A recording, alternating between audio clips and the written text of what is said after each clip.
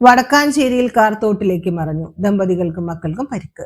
എരുമപ്പെട്ടി കാഞ്ഞിരക്കോട് ടർഫിന് സമീപം നിയന്ത്രണം വിട്ട കാർ തോട്ടിലേക്ക് മറിഞ്ഞ് ഒരു കുടുംബത്തിലെ 4 പേർക്ക് പരിക്കേറ്റു. ഇന്ന് പുലർച്ചെ 2 മണിയോടുകൂടിയായിരുന്നു അപകടം.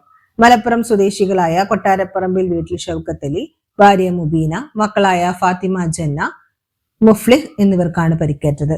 അപകടങ്ങൾ പതിവായി മേഖലയിൽ വെച്ച് നിയന്ത്രണം നഷ്ടപ്പെട്ട കാർ റോഡരികിലെ താഴ്ചയുള്ള വെള്ളമില്ലാത്ത തോട്ടിലേക്ക് മറിയുകയായിരുന്നു.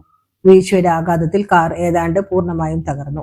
അപകട വിവരം അറിഞ്ഞ് ഉടൻ തന്നെ സ്ഥലത്തെത്തിയ വടക്കാഞ്ചേരി ആക്സ് പ്രവർത്തകർ തകർന്ന കാറിനുള്ളിൽ കുടുങ്ങിക്കിടന്നവരെ പുറത്തെടുത്ത് ആംബുലൻസിൽ മെഡിക്കൽ കോളേജ് ആശുപത്രിയിൽ എത്തിച്ചു.